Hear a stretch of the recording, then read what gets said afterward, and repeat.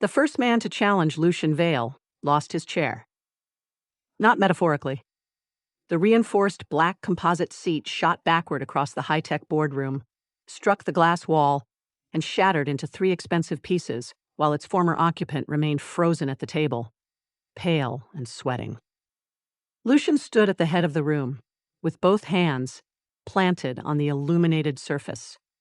At 6 feet 4 inches, he towered over the syndicate leaders seated before him. His charcoal suit concealed very little of the fiercely muscular body beneath it. Broad shoulders strained the fabric. Powerful forearms, framed hands capable of crushing steel restraints. His face was devastatingly handsome, in the severe way of a weapon designed by an artist. All hard cheekbones, controlled brutality, and silver-gray eyes that were beginning to glow. "You diverted 12 million crowns from the Eastern Territory," Lucian said. His voice was quiet. That made it worse. The accused syndicate chief swallowed. "It was a temporary relocation. A theft! An investment! Into 3 shell companies registered to your cousins." The boardroom table projected the financial trail into the air. Blue columns of numbers floated above the polished surface, each transaction connected by thin lines of light. No shadows remained in Lucian's kingdom when he decided to look. The chief gripped the table. "My Alpha. I can explain." Lucian's upper lip lifted. A low growl rolled through the room, deep enough to vibrate in the reinforced windows overlooking Valen Crest. 40 floors below, the city glittered beneath the night sky. Glass skyscrapers rose like blades. Elevated trains streaked between districts. Hidden behind the luxury towers, private courts, and corporate headquarters, supernatural territories operated under laws older than the city itself. Every man at the table knew those laws. Every man also knew Lucian was often more frightening than they were. "You were given authority," Lucian said. "You mistook it for ownership." The accused chief lowered his gaze. Lucian straightened. His bodyguards, positioned along the walls, shifted with predatory attention. They were large men, armed men, wolves trained to respond to the smallest movement of their alpha's hand. Lucian did not need them. His presence filled the boardroom so completely that the men sitting nearest him appeared to be fighting the instinct to expose their throats. "Transfer every stolen asset back before midnight," Lucian ordered. "You will surrender control of the Eastern Territory and submit to an independent audit." The chief stared at him. "You cannot strip my authority without a council vote." Lucian's eyes flashed silver. The table cracked beneath his right hand. "I am the council vote." The heavy boardroom doors flew open with a violent metallic crash. Every bodyguard reached for a weapon. Every syndicate leader turned. A woman stood in the doorway. She was 27, stunningly beautiful, and visibly unimpressed by the room full of supernatural killers. Her dark blonde hair was secured in a sleek twist that revealed the elegant line of her neck. A fitted ivory blouse and sharply tailored black suit emphasized a naturally sensual figure without sacrificing an ounce of authority. Her stilettos struck the floor with crisp, deliberate precision as she walked through the doorway carrying a thick silver folder. 2 guards moved to intercept her. She did not slow down. "Touch me," she said, "and I will own your houses by the end of the month." The first guard hesitated. The second looked toward Lucian. The woman passed between them as though they were decorative columns. Lucian remained motionless at the head of the table, his aggression still radiating through the room. He had never seen her before. That should have made her presence an intrusion requiring immediate removal. Instead, something in his chest tightened. She crossed the boardroom without looking at the syndicate leaders. Her attention remained fixed on him with the cold focus of an attorney approaching a hostile witness. The closer she came, the more clearly he saw the intelligence in her blue-green eyes. Not fear. Calculation. Lucian's wolf surged forward, interested despite itself. The woman stopped directly in front of him. Then she slapped the silver folder against his chest. The impact was not strong enough to move him, but the entire room reacted as if she had fired a weapon. Lucian looked down at the folder. A legal seal glowed across its cover. Dissolution of marriage. He lifted his gaze slowly. "Lucian Vale," she said, "you have been served." Silence consumed the room. One of the syndicate chiefs coughed and immediately pretended he had not. Lucian stared at the woman. "Served with what?" "A petition for absolute dissolution, termination of magical covenant, severance of inherited property claims, waiver of spousal protections, and permanent nullification of all reproductive, territorial, financial, and ceremonial obligations." She pulled the folder away from his chest, opened it, and placed it on the damaged table. "My name is Elena Mercer. I am your legal wife." The floating financial projections flickered. Lucian heard several men stop breathing. He looked at the first page. Their names appeared beneath an embossed supernatural court insignia. Lucian Vale, proxy groom. Elena Mercer, proxy bride. Contract effective from birth. Marriage activated upon legal adulthood. His jaw hardened. He remembered the proxy arrangement. His father had negotiated it with another powerful bloodline 3 decades earlier, before Lucian was old enough to walk. The intended bride had been an abstraction, buried beneath old family obligations, disputed estates, and sealed supernatural records. He had ordered his attorneys to challenge the agreement years ago. They had informed him that the bride's identity remained protected. Apparently, she had found him first. Elena placed one hand on her hip. Page 37 contains the mutual waiver. Page 41 confirms that I claim no interest in your corporate holdings, syndicate territories, residences, securities, private aircraft, restricted accounts, ceremonial titles, or concealed assets. A syndicate chief near the far end of the table whispered, "She knows about the concealed assets?" Elena turned her head slightly. "Everyone has concealed assets." The man lowered his gaze. Lucian should have been furious. He had been furious seconds earlier. His wolf had wanted to tear through the room and remind every ambitious subordinate why rebellion carried consequences. Then, Elena moved closer to point at the signature line. Lucian inhaled. White tea. Ink. Something warm beneath both, subtle and devastating. The world stopped. The boardroom vanished from his awareness. The city lights became meaningless. The armed guards, the syndicate leaders, the damaged table, the stolen millions, all of it fell away beneath the biological command that struck through his body. Mate. The word did not arrive as a thought. It arrived as law, ancient, merciless, absolute. Lucian's wolf slammed against the limits of his control, not with violence, but with recognition so powerful it bordered on pain. Every muscle in his body locked. His heartbeat changed. The scent of white tea and ink filled his lungs, reached something primitive inside him, and transformed years of contempt for the proxy marriage into a single obsessive certainty. She was his, not because of the contract, not because their families had arranged it, because nature had written her into his bones before either of them had known the other existed. Elena studied him. "Are you having a medical event?" Lucian said nothing. Blink once for arrogance, and twice for a stroke. A few men at the table looked down to hide dangerous expressions. Lucian's gaze moved over her face. He noticed everything now. The tiny pulse at the base of her throat, the faint indentation on her finger from holding a pen for long hours, the controlled rise and fall of her breathing, the way she stood within striking distance of the most dangerous Alpha in Valencrest because she trusted the law more than she feared him. His aggression disappeared. Not weakened. Redirected. Every violent instinct he possessed turned outward, forming an invisible wall around her. Elena frowned. "You were growling when I entered. I was in a meeting. You were threatening a man over an accounting discrepancy. 12 million crowns is not a discrepancy. It is when measured against your declared annual revenue." Lucian narrowed his eyes. "You reviewed my revenue?" "I reviewed everything available through lawful discovery." "How long?" 6 weeks. "You investigated me for 6 weeks before introducing yourself?"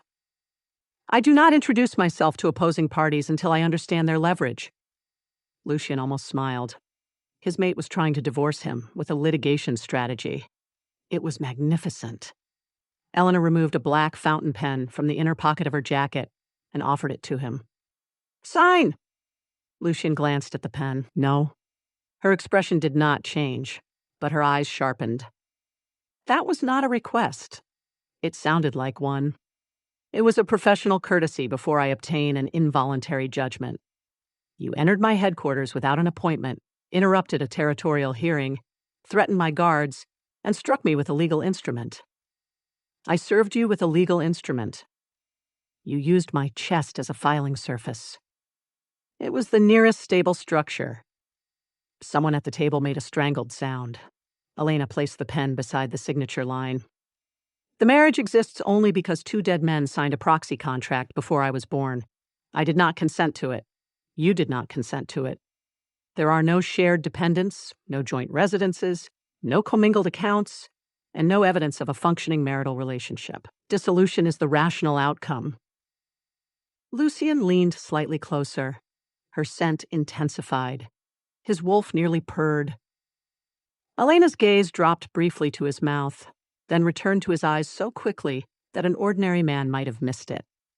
Lucian was not ordinary. "You want a clean divorce," he said. "I want an immediate divorce. And if I refuse?" "I file before the High Covenant Tribunal at 9 tomorrow morning. At 9:15, your private finances become discoverable. At 9:30, I begin requesting testimony from every person in this room." Chairs shifted around the table. Lucian heard panic accelerate several heartbeats. Elena continued calmly. "By noon, your organization's internal structure will be described under oath. By the end of the week, 3 regulatory divisions will know more about your territorial operations than your own accountants. You are threatening to dismantle my kingdom. I am explaining the financial disadvantages of wasting my time." Lucian looked at the men seated around the table. "Leave." No one moved. His eyes flashed. "Now!" The room emptied in seconds. Syndicate leaders gathered tablets and documents without dignity. Bodyguards followed them reluctantly, each casting Elena a wary glance. The damaged doors closed, leaving her alone with Lucian. Elena watched the last guard depart. "Sending away witnesses does not improve your bargaining position. It improves my mood." "Your mood is irrelevant." "Most people in Valencrest disagree. Most people in Valencrest are not billing you by the hour." Lucian picked up the dissolution contract. Elena's shoulders relaxed, by a fraction. He read the first page, then the second. The petition was flawless. Every argument was supported by statute, historical precedent, and supernatural contract doctrine. She had anticipated objections his own legal division might have raised. She had even included a jurisdictional analysis preventing him from transferring the case into a private Alpha tribunal. "You wrote this?" he asked. "Every word. It is aggressive. It is merciful." He turned another page. "You waived all financial claims. I have my own money. You could legally claim half of several inherited estates. I do not want anything that belongs to you." The statement struck his wolf like a challenge. Lucian looked at her. "Nothing? Not a crown." He closed the folder. Elena's expression cooled. "Open it." "No. Mr. Vale. Lucian. I do not use first names with hostile parties. We are married." Temporarily. He placed one hand over the folder. "You overlooked a controlling statute." For the first time since entering the room, Elena hesitated. "No, I did not. Clause 42 of the Supernatural Marriage Act." Her eyes narrowed. Clause 42 applies to disputed unions involving active bond symptoms. Lucian held her gaze. Realization moved across her face. She stepped back. He could almost see her reviewing the statute from memory. She was fast. Faster than most attorneys he had employed. "There were no active bond symptoms when the petition was drafted," she said. "There are now. You cannot establish that. My scent recognition activated when you approached. Cloached. Convenient.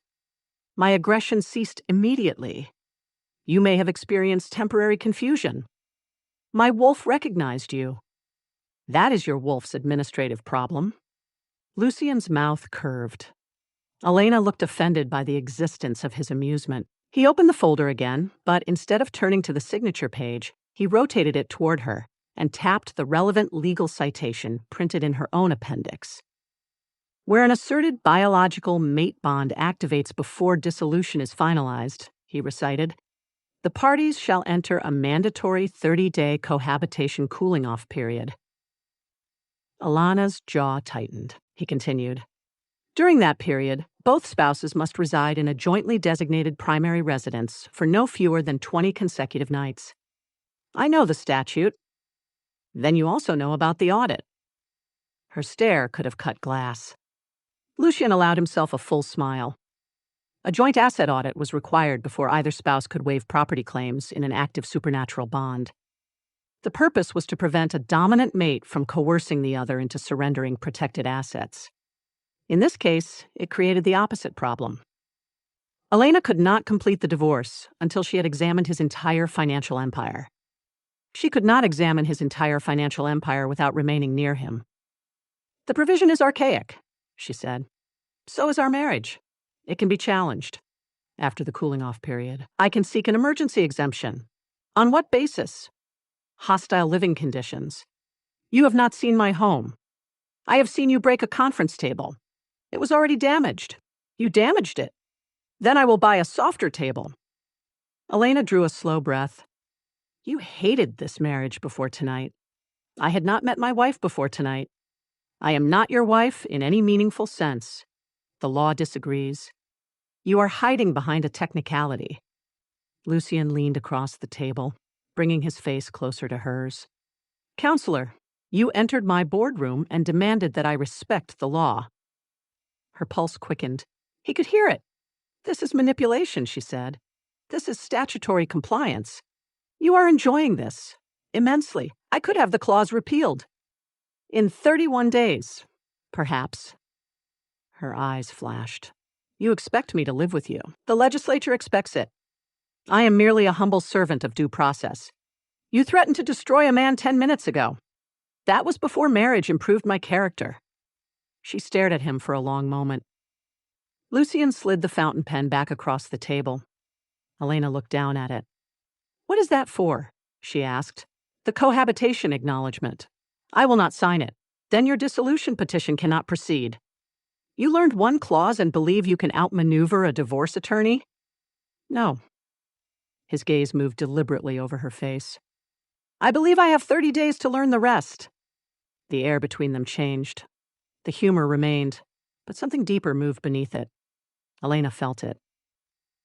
He saw the awareness in her eyes and the instinctive tension in her body. She did not believe in destiny. She did not want a mate, an alpha, or a husband chosen by ancient biology. That did not stop her from reacting to him. Lucian could wait. He had conquered territories through patience that his enemies mistook for mercy. Elena took the pen. His wolf surged with satisfaction. She signed the cohabitation acknowledgement with one decisive stroke, then pointed the nib at his chest. 30 days, she said. I will audit every account, review every property, examine every hidden asset, and document every reason this marriage should end. Lucian signed beneath her name. And I, he said, will obey every applicable law. She closed the folder sharply. You are going to regret using legal procedure against me. Lucian inhaled the scent of white tea and ink one more time. His smile became slow, dangerous, and entirely certain. No, wife, he said. I am going to make legal procedure my favorite thing in the world. Elena discovered within 12 hours that Lucian's definition of obedience was indistinguishable from strategic warfare. At 8 the next morning, 3 silent attendants arrived at her apartment with rolling garment cases, archival packing crates, and a certified copy of the cohabitation order. She met them at the door in a slate gray suit, holding coffee in one hand and suspicion in the other. I did not authorize movers. The tallest attendant presented a tablet. Mr. Vale authorized relocation assistance under Section 9 of the Domestic Compliance Code. I am not relocating. I am temporarily satisfying a statutory residency requirement. Yes, ma'am. So you may take one suitcase. The attendants exchanged careful glances. Elena stepped aside, walked to her bedroom, and packed with the precision of an attorney preparing for hostile arbitration. 7 suits, 9 blouses, 2 formal gowns she doubted she would need, 3 pairs of stilettos, toiletries, her laptop, 2 encrypted drives, a portable scanner, 6 volumes of supernatural matrimonial law. She emerged 40 minutes later and found her entire home professionally cataloged. Every painting had been photographed. Every drawer had been inventoried. Even the contents of her refrigerator had been entered into an asset management system. Elena stared at the digital report. This is excessive. The attendant nodded toward the court order. Joint Asset Preservation Protocol. Of course it is. Lucian's penthouse occupied the upper 4 floors of Vale Tower, which Elena considered an architectural expression of male overcompensation. The private elevator opened into a vast living space surrounded by glass. Valencrest stretched beneath it in every direction. All silver towers, glowing traffic lanes, and rain-dark rooftops. The floors were black stone. The ceilings rose 20 feet. A suspended staircase curved toward the upper level without visible supports. Nothing looked lived in. Everything looked controlled. Lucian stood beside the windows in a white shirt with the sleeves rolled to his elbows. No jacket. No tie. The absence of formal armor should have made him less intimidating. It did not. The fabric pulled across his broad chest when he turned. Morning light sharpened the powerful lines of his body. His silver-gray eyes traveled over her luggage, then settled on her face. 1 suitcase? I am here for 20 nights. 30 days. The statute requires 20 consecutive nights. It also requires reasonable access throughout the entire cooling-off period. I have reasonable access through electronic communication. He approached. Elena remained still as he stopped in front of her. His scent reached her before his hand did. Cedar, cold air, and something darker that her body recognized with humiliating enthusiasm. Every primitive instinct she possessed became alert. Lucian took the handle of her suitcase.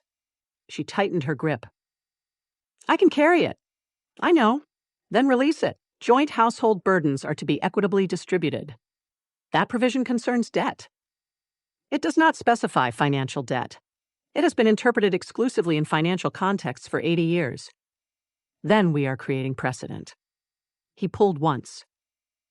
Elena refused to let go. For several seconds, they stood in the center of the penthouse, holding opposite ends of the suitcase, while the attendants pretended not to watch. Lucian lowered his voice. Counselor. Alpha. His gaze darkened at the title. Elena immediately regretted using it. The bond reacted to the word. Heat moved low through her body, sharp and unwanted. Lucian inhaled slowly, and she knew from the sudden intensity in his eyes that he could scent the change. Her fingers opened. He took the suitcase. Wise settlement, he murmured. It was not a settlement. I chose not to waste judicial resources on a dispute over luggage. Your concern for the courts is moving. He carried the suitcase toward the stairs. Elena followed him. Which room am I using? Ours. She stopped. Lucian continued walking. There is no ours. He glanced over his shoulder. The cohabitation statute requires a jointly designated primary residence. Residence, not bedroom. True. He reached the upper floor and opened a door. The suite beyond was larger than Elena's entire apartment. A low black bed stood before a wall of windows. There was a private sitting room, a marble bathroom, 2 dressing rooms, and direct access to a rooftop garden. Lucian placed her suitcase beside the bed. Elena remained at the threshold. No. The western dressing room is empty. No. The bathroom has separate sinks. No. I do not snore. That is not legally relevant. It may become personally relevant. She gave him a look cold enough to stop most men from speaking for the rest of the day. Lucian smiled. There are 14 guest rooms, she said. 13. What happened to the 14th? I converted it into your office. Alana blinked. He opened the next door. The room contained a blackwood desk, 2 large monitors, secure filing cabinets, an evidence scanner, adjustable legal lighting, and a wall of empty shelves. Her preferred style of ergonomic chair sat behind the desk. Her gaze moved to the scanner. That model is restricted to judicial institutions. I know people. That is usually a confession when you say it. It is a disclosure. She stepped inside despite herself. Everything had been arranged with unsettling accuracy. Even the temperature was set at the level she preferred while working. How did you know what equipment I use? I reviewed your firm's publicly filed office renovation permits. That is obsessive. That is due diligence. It is surveillance disguised as administrative research. Now you understand how your client's spouses feel. Elena turned slowly. Lucian's expression remained composed, but amusement lived in his eyes. You are enjoying this far too much. I have been married for 9 years without knowing my wife's name. I intend to enjoy every billable minute. You are not billing me. Not in currency. The way he said it made the office feel smaller. Elena placed her briefcase on the desk. I will take the guest suite at the opposite end of this floor. Lucian leaned against the doorway. Rejected. On what basis? Clause 11. Parties must not create an artificial separation designed to defeat the emotional purpose of the cooling-off period. I am not creating emotional separation. I am creating physical safety. Do you consider me dangerous? Yes. Do you believe I would hurt you? The teasing vanished from his voice. Elena looked at him. He was dangerous. Every instinct confirmed it. He ruled violent territories, commanded men who feared him, and carried power with the effortless control of someone who had never needed permission. But she did not believe he would hurt her. That conclusion disturbed her more than fear would have. I believe, she said carefully, that proximity compromises judgment. Lucian's gaze moved to her mouth. Then the law is functioning exactly as intended. She slept in the guest suite. Lucian did not challenge the decision again. Instead, he began applying pressure through procedure. At 7 that evening, Elena walked into the dining room and found a table set for 2 beneath suspended candlelight. White flowers stood in a narrow glass vase. Silver covers concealed the meal. Rain streaked the windows, softening the city beyond them. Lucian rose when she entered. He wore a dark shirt open at the throat. Elena looked at the candles. What is this? Dinner. This is theater. Mandatory joint marital dining. No such requirement exists. Lucian lifted a slim legal volume from beside his plate. Elena crossed the room and took it from him. He had marked a passage with a silver tab. She read it once. Then again. The statute requires spouses to engage in one daily act of shared domestic maintenance. Eating maintains the body. It does not require candles. The building's energy conservation policy encourages reduced lighting after 7. You own the building, and I take environmental stewardship seriously. She sat because refusing would require litigating the definition of domestic maintenance. And she was hungry. Lucian uncovered the plates. The meal was simple. Grilled fish, roasted vegetables, fresh bread. No excessive display of wealth. No rare delicacies presented for effect. Elena tasted the fish. It was seasoned exactly as she liked it. Her fork paused. Lucian noticed. Problem? Who selected the menu? I did. How did you know? You ordered the same preparation from the courthouse dining room 14 times in 2 months. You investigated my lunch. I investigated my wife. Stop calling me that. Would you prefer petitioner? Yes. No. Every evening afterward, he found another legal justification for dinner. Nutritional asset preservation. Household expense verification. Joint review of domestic service contracts. By the 4th night, Elena stopped asking which clause required the candles. By the 6th, she began arriving on time. Lucian never pressed too hard. He asked about her cases without requesting confidential details.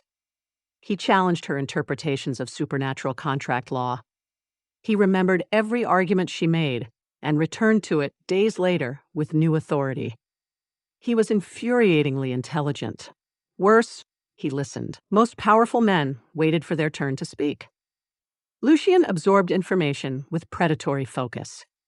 When Elena explained why proxy marriages survived modern reforms, he did not interrupt. When she criticized alpha tribunals for treating biological bonds as evidence of consent, he did not become defensive. He asked how she would change the law. She spent 20 minutes answering before realizing the meal had become a genuine conversation. Then he smiled. Elena immediately requested the dessert menu to punish herself. The gala occurred on the 9th night. Lucian informed her at breakfast by placing a formal invitation beside her coffee. She read it. No. Joint estate inspection. This is a charity gala. The charity occupies a property held by our marital trust.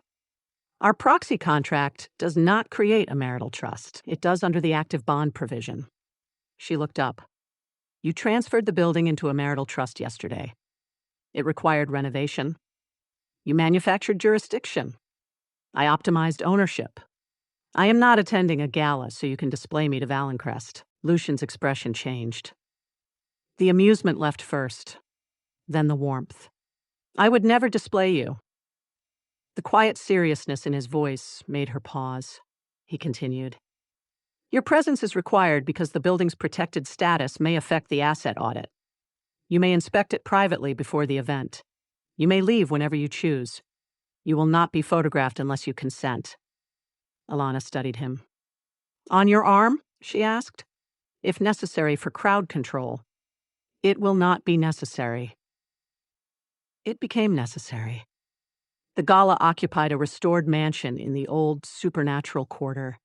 Crystal lights glowed above marble halls. Political officials, corporate leaders, tribunal judges, and territory representatives gathered beneath painted ceilings while musicians performed near the central staircase. Elena wore a black gown with a structured neckline and a narrow skirt that followed every elegant line of her body. When she descended the penthouse stairs, Lucian went completely still. His gaze moved over her once. Then again, slower. Elena adjusted one earring. Do not say anything primitive. I was going to say you look beautiful. That is acceptable. You also look like every man in that building is about to become a security concern. That is primitive. It is operational. At the gala entrance, cameras exploded with light. Lucian stepped between Elena and the photographers before she could react. One arm curved behind her without touching, forming a barrier while his body shielded hers from the crowd. Did she file for divorce? Is the proxy marriage valid?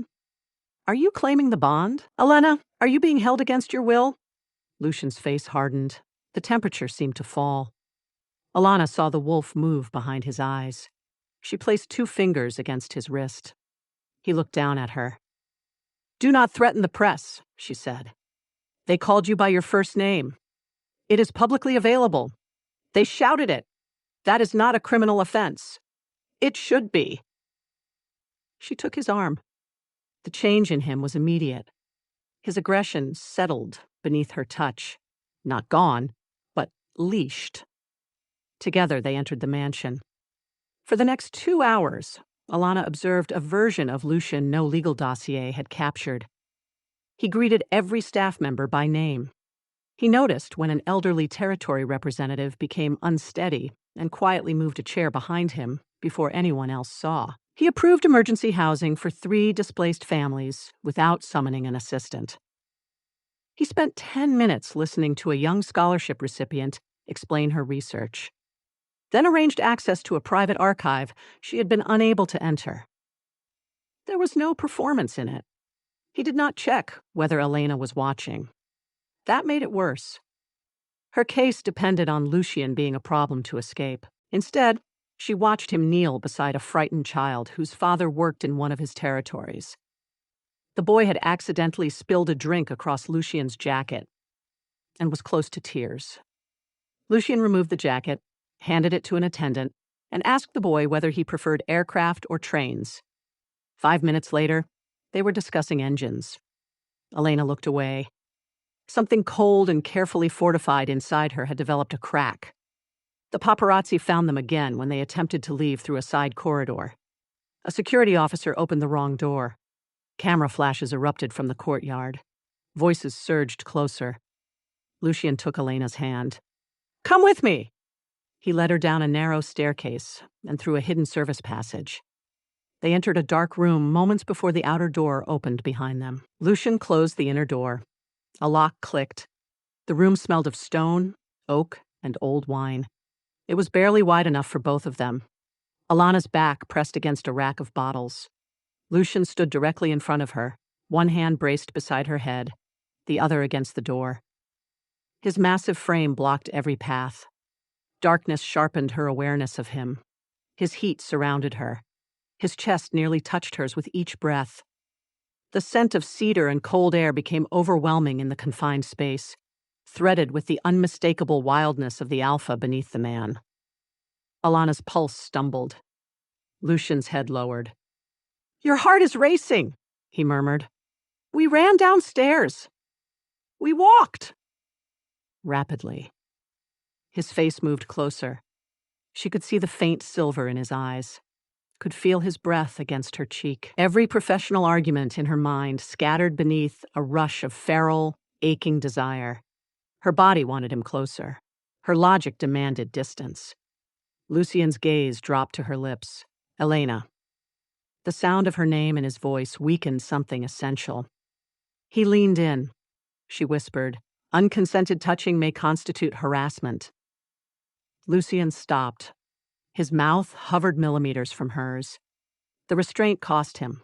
She saw it in the tension of his jaw, the hard rise of his chest, the silver fire burning through his eyes. But he did stop, completely. "How?" he asked, in a low, husky voice. "Does a man apply for legal authorization from his lawyer?" Elena could barely breathe. "Write and petition. Filing fee? Substantial. Expected review period? Indefinite. Appeal available? No." His mouth remained close enough that one careless breath would close the distance. "What if the petition is urgent? Then the applicant should demonstrate extraordinary circumstances." Lucian's gaze held hers. "My mate is trapped in a wine cellar wearing a dress designed to destroy my judgment. That sounds self-inflicted. It is catastrophic. You remain responsible for your conduct. Always." The answer was immediate. No teasing, no evasion. Always. Elena's resistance faltered. Outside, footsteps passed the door. Camera shutters clicked faintly through the stone walls. Lucian did not move until she placed one hand against his chest. The muscle beneath her palm was hard and hot. His heartbeat struck against her fingers. She intended to push him away. Instead, she left her hand there. Lucian lowered his forehead almost to hers. "Is this authorized?" he asked. Elena swallowed. "Temporarily." His eyes closed for 1 second. He did not kiss her. That restraint followed her home. Later that night, Elena sat in her office reviewing property records. It was after 2 when she noticed light beneath the door across the hall. Lucian's study. She found him at a long desk surrounded by legal volumes. His jacket was gone. His sleeves were rolled up. Reading glasses rested low on his nose as he studied a tribunal brief with handwritten notes filling the margins. Elena leaned against the doorway. "What are you doing?" He looked up. "Reading. That is my brief. You left a copy in the dining room. It concerns reforms to coercive bond litigation." "I know. Why are you reading it?" Lucian removed the glasses. "Because you wrote it." The answer landed softly and did more damage than any threat. She looked at the open books. He had cross-referenced every authority she cited.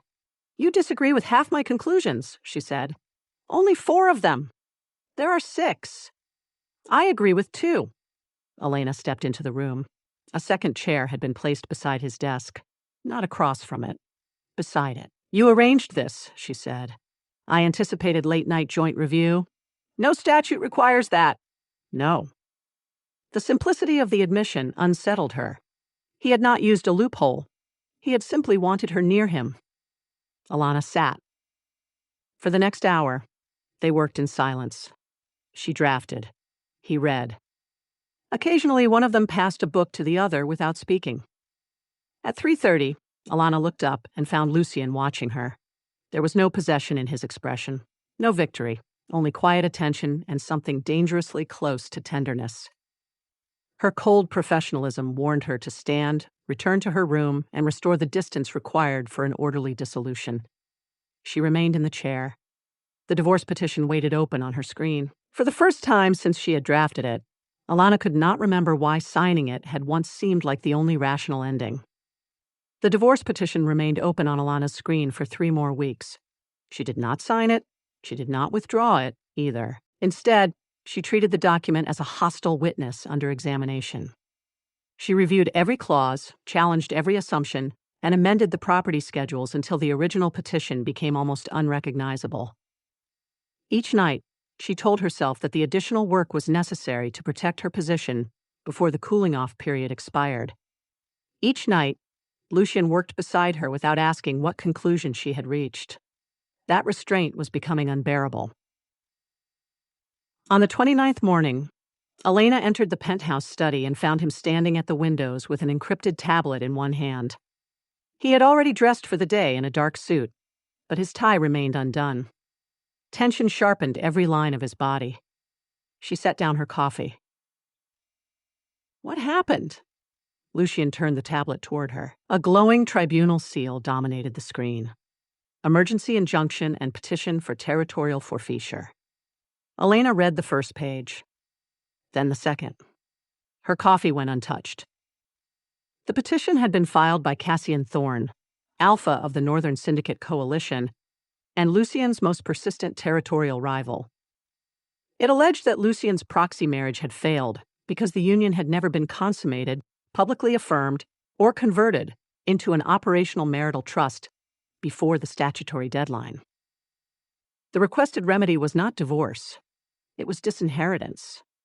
Under an obscure ancestral compact, Lucian's authority over the Central Territories depended on maintaining the bloodline covenant negotiated by his father. If the marriage were declared fraudulent or abandoned, the ancestral holdings could be transferred to the nearest qualifying Alpha coalition, Cassian's coalition.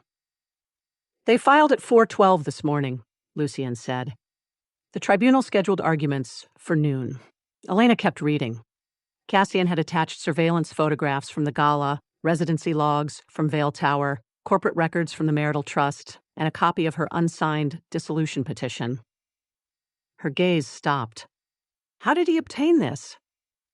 Lucian's expression became lethal. Someone accessed the secure server at your firm. That server cannot be accessed externally. It can, if someone inside authorizes the transfer. Elena looked at the petition again. The rival coalition's strategy was obvious. They intended to use her own divorce filing to establish that the marriage had failed. If she confirmed the petition in court, Lucian would lose control of assets worth billions and authority over thousands of people. The cooling-off period expired at midnight. Cassian had chosen his moment carefully. Lucian moved toward the desk. My counsel is preparing a jurisdictional objection. It will fail. I know. They will argue that the ancestral compact creates automatic tribunal authority. I know. The compact is older than the Supernatural Marriage Act, which means the tribunal can interpret the marriage before the civil court rules on dissolution. I know that too. Elena looked up sharply. Then stop agreeing with me. His eyes held hers. Would you prefer that I lie? I would prefer that you demonstrate an appropriate amount of panic. I do not panic. You broke a conference table over 12 million crowns. That was irritation. This petition could dismantle your entire territorial structure. Lucian placed both hands on the desk and leaned toward her. Then tell me what you need. The question silenced her. Not tell me what to do. Tell me what you need. Elena looked at the clock. 3 hours and 46 minutes remained before the hearing. I need access to every trust created by your father, your grandfather, and every territorial holding company controlled by your bloodline. You have it. I need unredacted ledgers for all ancestral properties. You have them. I need the original proxy contract, not the certified copy. It is in the restricted vault beneath the Eastern Court. Have it delivered. Lucian reached for his phone. I also need your coalition agreements, private loan structures, diplomatic covenants, and every transaction involving Cassian Thorne during the past 15 years. His thumb paused. Some of those records are classified. Elena stared at him. Lucian made the call. By 10:30, the penthouse had become a war room. Documents covered the dining table, the kitchen counter, and half the floor. 3 encrypted screens displayed property maps, historical statutes, and financial structures. Lucian's legal team worked in grim silence, while Elena moved among them in a fitted navy suit and silver stilettos, issuing instructions faster than they could record them. Cross-reference every Northern Coalition subsidiary against the restricted lending registry. A junior attorney nodded. That registry requires tribunal authorization. Then use Schedule 7 of their own petition. They waived financial confidentiality by claiming equitable standing. The attorney blinked. Elena looked at him. Do you require the relevant page number? No. Good. Move. She turned to Lucian's chief financial officer. Separate the Central Territories into inherited assets, acquired assets, and assets subject to covenant restrictions. That could take days. You have 40 minutes. Lucian stood near the fireplace, watching her. He had expected Elena to defend herself. She was named as an interested party, and Cassian's petition implied that she had conspired to create a false marriage for financial advantage. He had not expected her to defend him. Not like this. She did not move with reluctant obligation. She moved with fury. Every time she encountered another allegation against his leadership, her mouth tightened. Every attempt to characterize him as a coercive alpha seemed to sharpen her focus. The colder her expression became, the more frightened his attorneys looked. Lucian's wolf watched her with overwhelming pride. His wife was preparing to destroy an empire before lunch. At 11:15, an armored courier delivered the original proxy contract. Elena opened the protective case. The parchment inside was thick, edged in silver, and marked with the blood seals of 2 dead patriarchs. She read the document once, then pulled a magnifying lens from the evidence kit. Lucian moved beside her. What did you find? She pointed to a narrow line beneath the territorial schedule.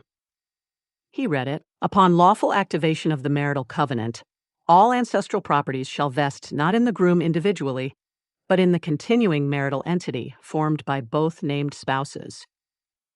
Lucian frowned. The holdings belong to the marriage. No, Elena said quietly. They belong to us. Her eyes lifted to his.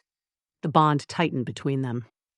For one suspended second, the room disappeared. There was only the word she had used and the realization that followed it. Us. Elena looked away first. Get me 500 blank exhibit pages and a binding machine. The High Supernatural Tribunal occupied the oldest tower in Valencrest's judicial district. Its exterior was stone, but the courtroom within was formed from black glass and pale metal. Ancient covenant symbols glowed beneath the floor. 7 tribunal justices sat behind an elevated bench, each representing a different supernatural jurisdiction. Every public seat was occupied. Syndicate leaders crowded the gallery. Corporate counsel filled the side rows. Reporters waited behind a transparent security barrier, their recording devices already active. Cassian Thorne stood at the petitioner's table wearing an immaculate silver suit.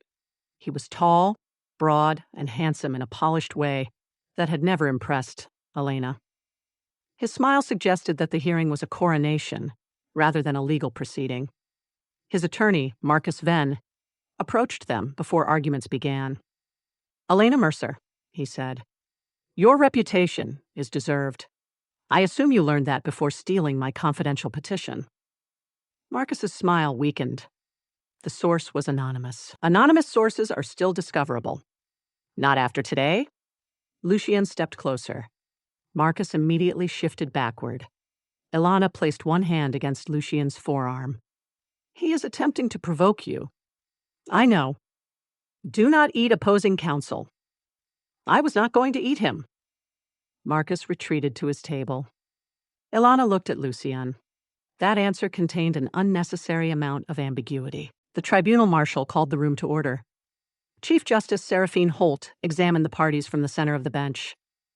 We are assembled on an emergency petition to determine whether the Vale marital covenant has failed and whether the ancestral territories should be placed under temporary coalition control. Marcus rose. For 20 minutes, he presented Cassian's case with theatrical confidence. He called the marriage a legal fiction. He described Lucian as an unstable ruler who had ignored his contractual obligations for 9 years. He displayed Elena's unsigned dissolution petition above the courtroom and argued that her attempt to escape proved the covenant had collapsed. Then he turned toward Lucian. The respondent cannot preserve a kingdom through intimidation forever. His wife sought freedom within hours of meeting him. His own mate rejected him. The law should recognize what nature and reason have already established. Lucian Vale is unfit to maintain the covenant, unfit to control the ancestral holdings, and unfit to lead. A growl vibrated through the courtroom. Lucian's hands closed into fists. Elena felt the force of his anger through the bond. Cassian smiled. He wanted Lucian to lose control in front of the tribunal. Elena reached beneath the table and covered Lucian's hand with hers. His growl stopped. The entire courtroom noticed. Elena withdrew her hand and stood. Chief Justice Holt looked down at her. Miss Mercer?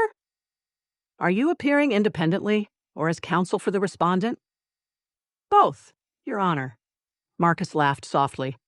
That presents an obvious conflict. Elena turned toward him. Only if my interests are adverse to my husband's. The word husband silenced the room. Lucian became completely still. Cassian's smile disappeared. Elena walked to the center podium carrying a single black binder. Counsel's petition depends on 3 assertions, she said. First, that the proxy marriage failed because it did not create an active marital entity. Second, that Lucian individually controls the ancestral territories. Third, that Cassian Thorne's coalition has sufficient legal standing to seek forfeiture. She placed the binder on the podium. All 3 assertions are false. Marcus rose. Argument without evidence. Elena opened the binder. 500 pages spread beneath her hand. This is the consolidated Vale Marcer Property Trust defense, completed at 11:43 this morning and electronically served at 11:44. Marcus checked his tablet. His face changed.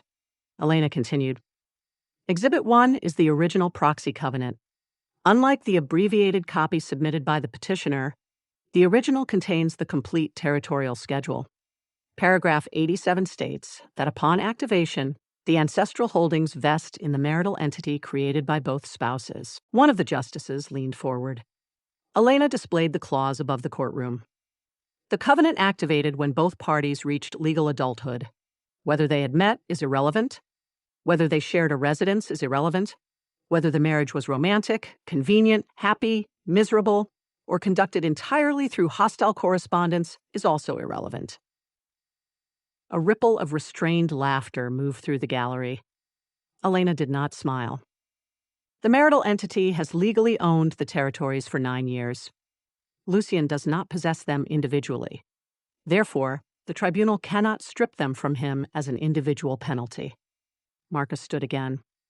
If the marriage is dissolved, the entity fails. Incorrect. Elena turned 1 page. Exhibit 12. The Continuity of Protected Territories Act. Property vested in a marital entity remains jointly controlled until division is approved by a civil property court. No such division has occurred. She filed for divorce. She drafted a petition. It is on the record. It is unsigned, unfiled, and legally inert, like most of counsel's argument. The gallery erupted. Chief Justice Holt struck the sound block once. Order. Marcus's face reddened. The cooling-off period expires tonight. Then you filed too early. He opened his mouth. Elena raised 1 finger. And if you had filed tomorrow, you would have been too late. She turned to Exhibit 31.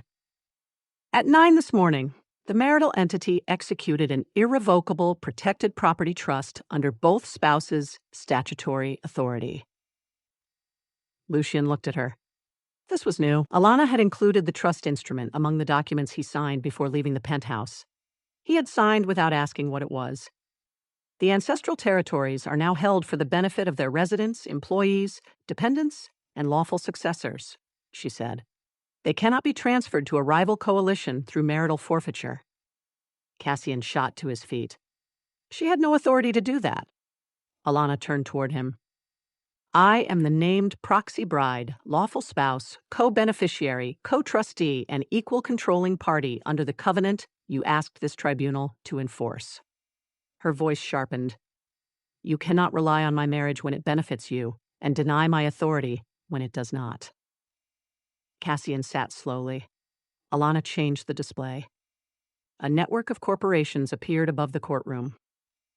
Now, we reached standing. Marcus's confidence vanished. Elena pointed to the first structure.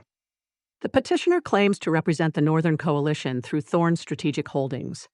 That entity owns only 6% of the claimed territory. The remaining assets are distributed through 17 limited partnerships, 11 foreign trusts, and 4 concealed lending vehicles. Cassian looked toward his financial counsel. The man had gone pale. Elena continued without mercy. Exhibits 80 through 140 established that 9 of those entities failed to register under supernatural ownership law. Exhibits 141 through 206 established that 3 were capitalized using restricted community funds. Exhibits 207 through 312 demonstrate systematic concealment of beneficial ownership. Marcus rose. These materials exceed the scope of the hearing.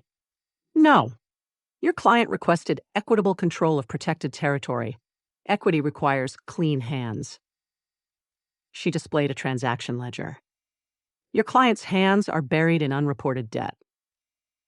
The tribunal chamber exploded with whispers. Chief Justice Holt did not call for order this time.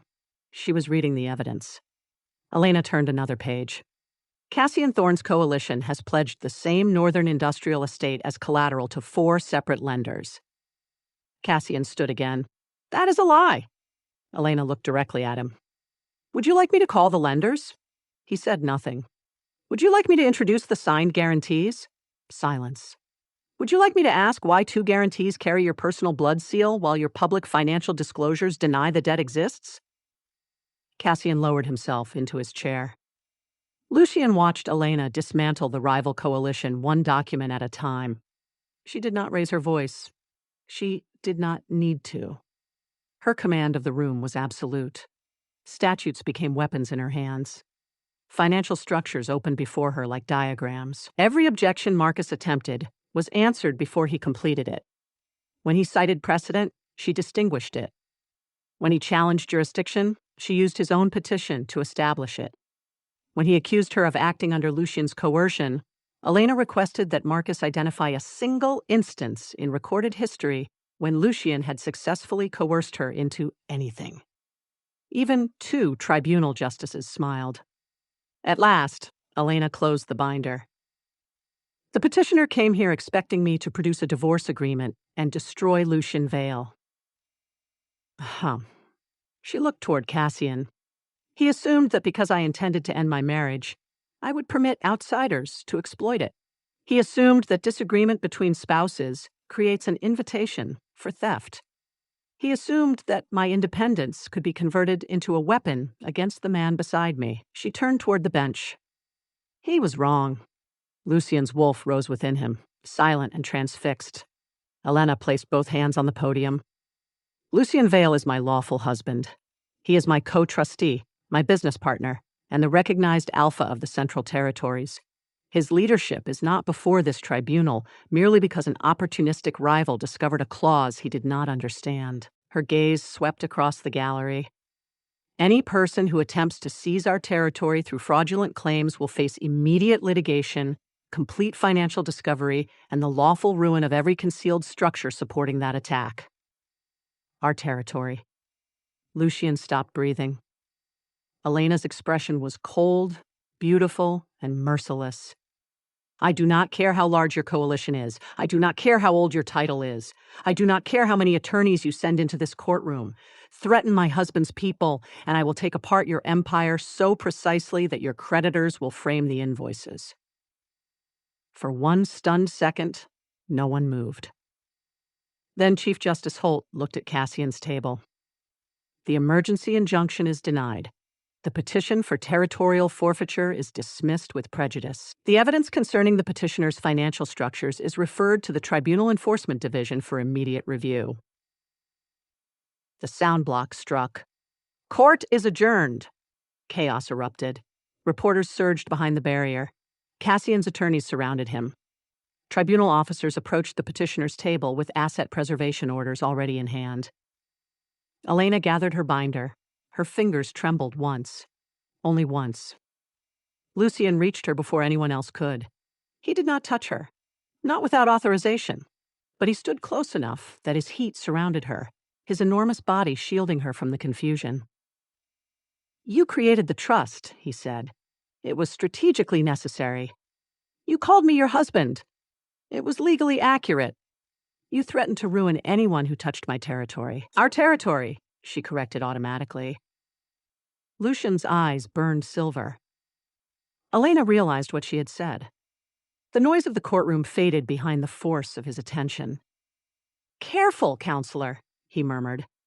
That sounded dangerously permanent. She lifted her chin, though her pulse was racing. "I protected a lawful asset.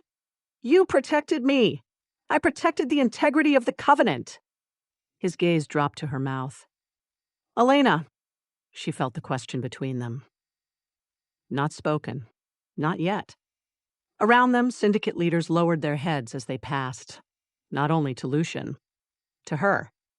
Elena looked at the man she had intended to divorce.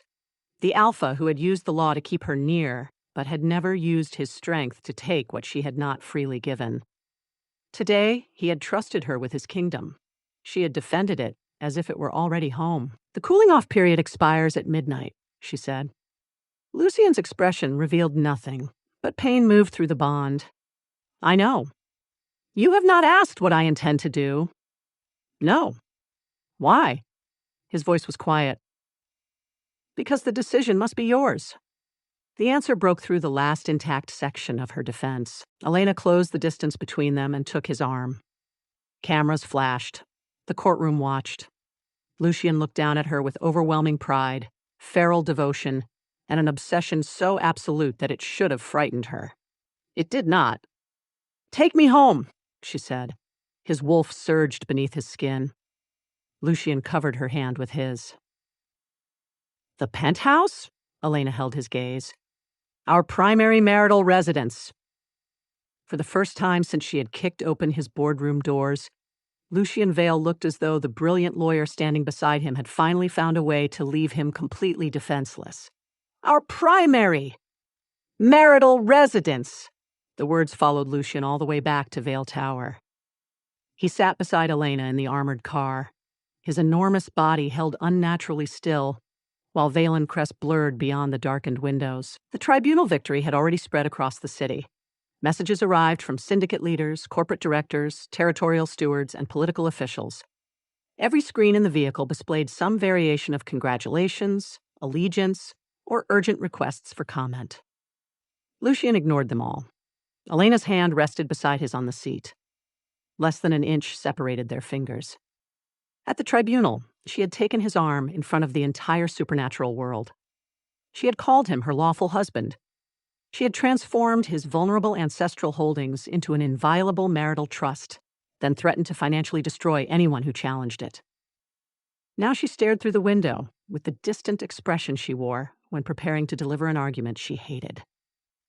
Lucian could scent her sorrow. It cut through the lingering adrenaline, subtle beneath the white tea and ink.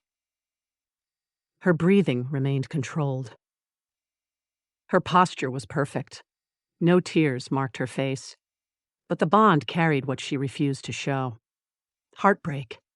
His wolf pushed against his control, demanding that he pull her into his arms and force the truth into the open. Lucian restrained it. He had promised himself that her decision would be free. Freedom was not freedom if he punished her for choosing it. The car descended into the tower's private entrance. Security officers opened the doors, but Elena stepped out before Lucian could reach her side.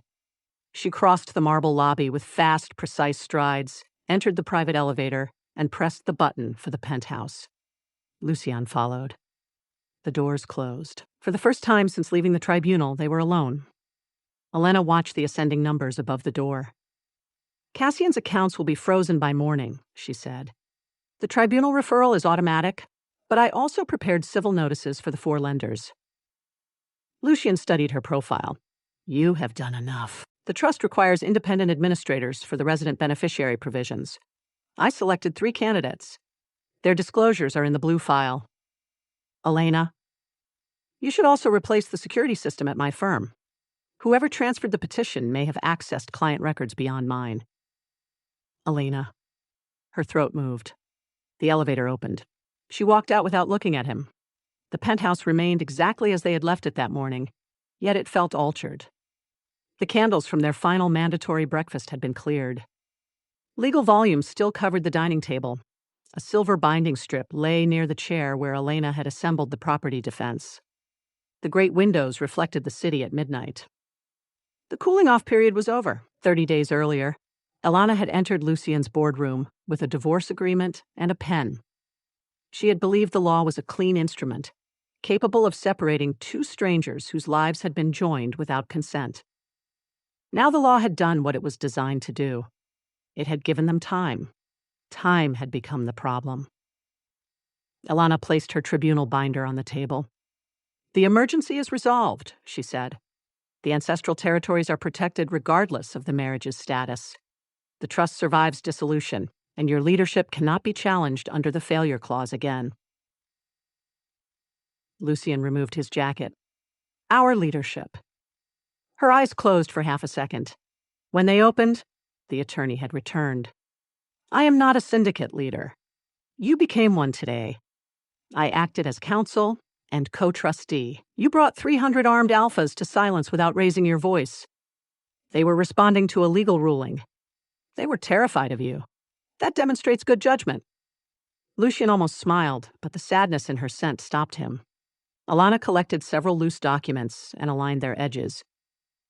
Your legal department has copies of every filing. The original proxy covenant is secured in the Eastern Court vault.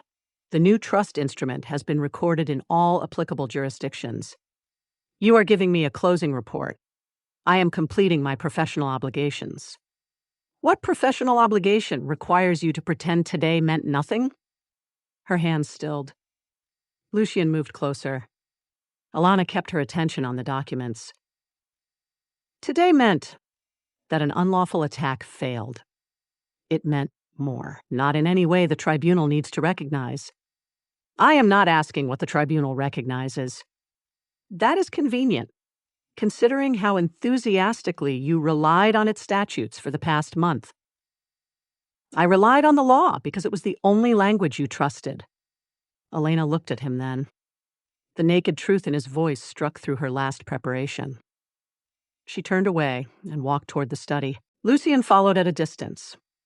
The room was dark except for the city glow and the small lamp beside the desk. Their chairs remained side by side. His legal books stood stacked near her laptop. A cup she had used the previous night rested beside a file filled with his handwritten notes. Elena opened the center drawer. She removed a newly printed document. Lucian saw the title before she placed it on the desk. Final Agreement of Absolute Dissolution. His wolf went silent. The quiet inside him was worse than rage. Elena had printed 2 copies. Both contained signature lines. Both bore the certification mark required for immediate electronic filing. She set her fountain pen on top of the agreement. The cooling-off period expired at midnight, she said. Lucian looked toward the clock. 12:03. 3 minutes beyond the deadline. Elena drew a breath that trembled despite her effort to control it. The mandatory cohabitation requirement has been satisfied. The joint asset audit is complete. All protected property has been transferred into the continuing trust. Neither party will incur financial loss through dissolution. Neither party? The law defines loss in measurable terms. then the law is incomplete. Her eyes glistened. She lowered them before the tears could fall. You won, Lucian. His jaw tightened. Did I? Your territory is secure. Cassian's coalition has been neutralized. No future rival can use the proxy covenant against you. That was never the victory I wanted. It was the problem you needed solved. You were never a problem. I arrived with one. You arrived with the answer to every question I had stopped asking. Alana's fingers curled around the edge of the desk. She had faced the high tribunal without hesitation. She had dissected illegal financial structures before 7 justices and an audience of hostile alphas. She had threatened an empire without a tremor in her voice. Now one tear escaped and traced a shining path down her cheek. She wiped it away angrily. You completed the purpose of the statute, she said. You proved that the marriage deserved consideration. I considered it. And? Her voice broke. And my feelings do not change the fact that it began without our consent. Lucian took one step forward. No, they do not. Alana looked at him. The agreement lay between them. She picked up the fountain pen and held it out. This is the last document you need to sign. Lucian stared at the pen she had carried into his boardroom 30 days ago. Then he took it. Alana's hand fell to her side. Her face remained composed, but the bond convulsed with pain so sharp that Lucian nearly dropped to his knees from the force of it. She loved him. She was still leaving because she believed love could not make an unjust contract just. Lucian understood. At last, he understood every night she had remained awake revising the petition, every argument about consent, every challenge to the authority of bloodline law. Alana did not fear loving him. She feared surrendering to a choice that had never belonged to her. Lucian placed the pen beside the agreement. Then he lifted the document in both hands. Alana's brow tightened. The signature page is at the end. I know. He closed his fingers around the center. The first tear through the paper sounded unnaturally loud. Alana froze. Lucian ripped the agreement in half. What are you doing? He placed the halves together and tore them again. Lucian. He tore through the property schedules, the waivers, the jurisdictional clauses, and the carefully drafted release of future claims. Paper fell across the desk and floor in pale fragments. Alana stared at him in shock. You cannot invalidate a legal instrument by destroying one printed copy. There are 2. He picked up the second agreement. She lunged for it. Lucian raised it above her reach. That is childish. Yes, it is legally meaningless. Probably. You are behaving like an irrational animal. I have behaved rationally for 30 days. It has been exhausting. He tore the second agreement. Alana struck his chest with both hands. You cannot keep using force to avoid the law. Lucian released the shredded paper. It drifted around them. Then he stepped back. I am not avoiding the law. His voice had changed. The humor vanished. So did the calculated arrogance. What remained was the man beneath the Alpha title, stripped of every defense except the truth. I am rejecting the contract. Alana's hands remained pressed against his chest. Lucian covered them gently.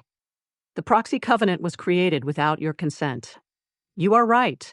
No biological bond, ancestral promise, territorial necessity, or supernatural statute can make that just.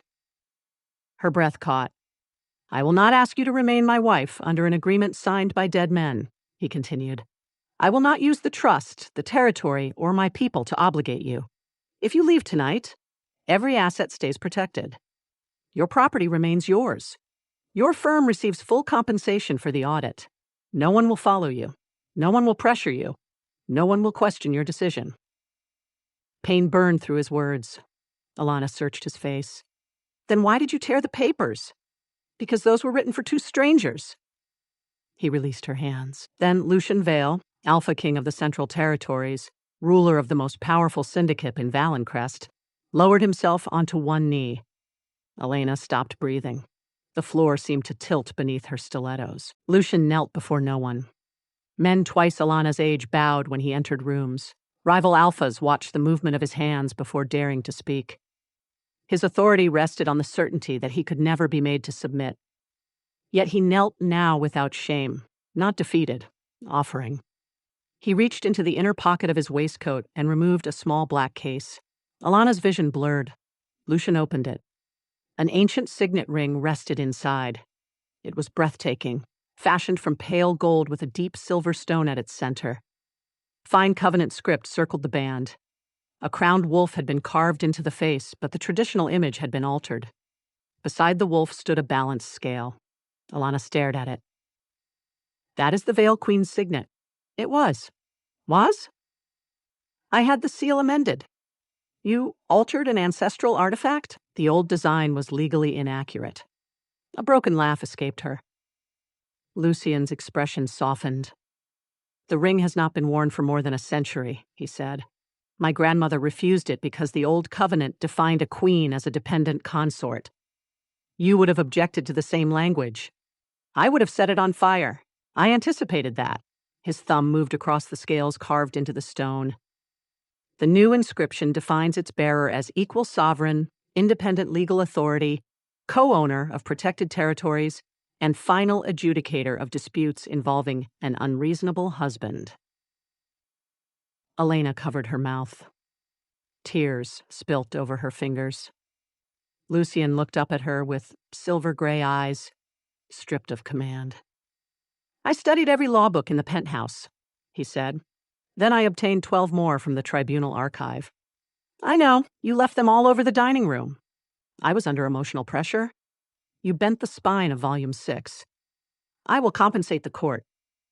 You cannot compensate a first edition codex, Elena. She fell silent. His massive hand closed around the small ring case. There is one lawful mechanism that can fully override the proxy covenant without validating its coercive terms. Both parties must renounce the inherited marriage and willingly execute a new agreement after receiving independent counsel. Her heart pounded. An ovation, she whispered. Yes. The new contract must contain mutual consideration. It does. Separate property protection. Complete. Independent termination rights for fraud, coercion, abuse, or material breach. Every one. Equal voting authority over marital assets. 50% each. Elena's lips trembled. You hate equal votes. I have discovered that losing arguments to you is sexually rewarding. She laughed through her tears. Lucian's gaze became warm. The agreement has no mandatory cohabitation clause, he said. No territorial penalty. No reproductive obligation. No requirement that you take my name, leave your profession, move into my home, or remain in Valencrest. Then what makes it permanent? Intent. The word settled between them. Lucian took her left hand with reverence. Not magic, not biology, not an ancestral command. Choice, renewed every day by both parties. He turned her hand and pressed his mouth to her knuckles. The kiss was slow and passionate, filled with a devotion so profound that Elena's knees weakened. His lips moved against her skin. The agreement states that permanence is the desired term, not an enforced condition. It offers a lifetime without taking ownership of one. Elena looked down at the proud Alpha kneeling before her. You drafted a marriage contract. With assistance. From whom? 3 terrified attorneys and 1 retired justice. When? Mostly at night, while you believed I was reading your briefs. You were reading my briefs. I was also stealing your preferred clause structure. Her tears came faster. Lucian kissed her hand again. Elena Mercer, you invaded my boardroom, threatened my guards, audited my empire, defeated my enemies, reorganized my territory, and taught me that consent is not the absence of refusal. It is the presence of a free and certain yes. His voice deepened. You are the most brilliant, relentless, impossible woman I have ever known. My wolf recognized you in a breath, but the man chose you one argument at a time. Elena's defenses shattered. Lucian opened the ring case fully. My counsel advise that the phrase lifelong merger offer may create unfavorable tax implications. A wet laugh escaped her. I dismissed his objection, Lucian said. Counselor, will you accept my lifelong merger offer? Elena looked toward the shredded divorce agreements covering the floor. For years, she had believed legal security came from anticipating every failure. She built contracts with clean exits, precise remedies. and walls strong enough to survive betrayal. The work mattered. The law protected people when love failed, power became abusive, or promises dissolved under pressure. But Lucian had not asked her to abandon those protections. He had built them into his proposal. He was not demanding faith without evidence. He was offering evidence of faith. Elena lowered herself until they were face to face. Lucian's eyes widened. She placed both hands around his jaw. I have several revisions. His mouth curved. Naturally. The professional independence clause must survive any merger of household operations. Accepted. My firm remains entirely outside syndicate control. Accepted. No intimidation of opposing counsel unless there is an immediate security threat. Define intimidation. We will negotiate it. Reasonable. Mandatory joint marital dining may occur no more than 5 nights per week. Rejected. 6. Accepted. She brushed her thumb across his lower lip. And all physical contact requires continuing consent. Lucian's gaze burned silver. Always. Elena felt the truth of it through the bond. She lowered her mouth until only a breath separated them. Then consider this my formal authorization. Lucian did not move. He waited. Even now, with her hands on his face and desire consuming the air between them, he gave her the final distance to cross. Elena crossed it. She kissed him with every emotion she had contained for 30 days. The first touch of their mouths was not gentle. It was the collapse of argument, restraint, fear, and unbearable longing. Elena pulled him upward by his collar as Lucian surged to his feet, one arm locking around her waist and lifting her against the full, hard length of his body. She gasped into his mouth. He stopped instantly. Authorized? He asked against her lips. Elena tightened her fingers in his hair. Do not make me draft an emergency order. Lucian growled. The sound rolled through her body like thunder. Then he kissed her again. His mouth moved over hers with fierce, disciplined hunger, dominant without taking, demanding without coercion. Elena met him with equal force. She bit his lower lip. His grip tightened at her waist, holding her as though she were precious and powerful at once. The bond ignited. Not the involuntary spark from the boardroom. This was different. Chosen desire flooded the connection between them, carrying his wonder, her surrender, his feral devotion, her fierce possessiveness. Elena had spent a lifetime trusting language over instinct, but there were no legal terms large enough for what she felt when Lucian whispered her name into the kiss. She pulled back only when breathing became unavoidable. His forehead rested against hers. The ring, he said roughly. Elena glanced at the signet still held in his hand. You have not shown me the contract. Lucian's expression tightened. I knew this was premature. I did not say no. Then what are you saying? She took the ring from his palm and examined the inscription. The scales gleamed beside the crowned wolf. I am saying I will review every clause. For how long? However long it takes. His wolf became visibly anxious behind his eyes. Elena smiled. Fortunately, I have already decided to sign. Lucian went still. She slid the queen's signet onto her finger. The ancient metal warmed immediately, not sealing an inherited obligation, but recognizing a voluntary covenant that had not yet been placed on paper. Lucian looked at the ring, then at her. Overwhelming pride transformed his face. My wife, he whispered. Elena drew him down and kissed him again. My husband. 6 months later, the Central Territories operated under the most transparent trust structure in supernatural history. Cassian Thorne's coalition had collapsed beneath the weight of its concealed debts. Elena acquired 3 of its legitimate holdings at auction and transferred them into resident benefit funds. Her law firm expanded into the upper floors of Vale Tower, though she refused every suggestion that the location represented a conflict of interest. She and Lucian argued daily. They argued over trust distributions, security policies, dinner schedules, territorial statutes, and the precise legal meaning of reasonable wardrobe space. Lucian continued inventing domestic clauses. Elena continued defeating most of them. The lifetime partnership agreement required 9 revisions, 2 independent reviews, and a 4-hour negotiation concerning the definition of marital emergency. They signed it in the penthouse study. No tribunal attended. No ancestral witness was required.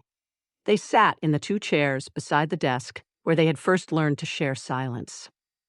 Elena signed with the same fountain pen she had once offered him for their divorce. Lucian signed after her. Then, in an act with no legal significance whatsoever, he kissed the ink from her fingers. The proxy covenant remained sealed in the Eastern Court Archive, preserved as a historical document, but stripped of authority. It proved that families could bind estates, territories, and fortunes across generations. It could not prove a marriage. That required something no ancient patriarch could negotiate, and no tribunal could order: a free choice. Elena had once believed the law was humanity's highest defense against chaos. She still believed in its necessity. Law gave shape to promises. It protected the vulnerable, restrained power, divided property, and provided remedies when trust failed. But the law could not create the tenderness in Lucian's hands when he removed her stilettos after a long hearing. It could not command the patience with which he read every brief she wrote. It could not explain why a ruthless Alpha reorganized his kingdom around the safety of his people, or why a divorce attorney who trusted exit clauses had finally chosen a contract designed to last. Law and contracts could bind estates and fortunes. They could govern territory, transfer wealth, and preserve institutions beyond the lives of those who created them. But true love occupied a deeper jurisdiction. It did not erase reason. It made reason brave enough to risk hope. It did not demand surrender. It transformed surrender into mutual trust. It did not imprison the soul. It healed it, claimed no authority it had not been freely given, and governed only through the daily consent of 2 hearts that could leave, yet chose to remain. If you enjoyed this steamy, romantic, and thrilling paranormal romance audiobook, please hit the like button and subscribe for more epic stories.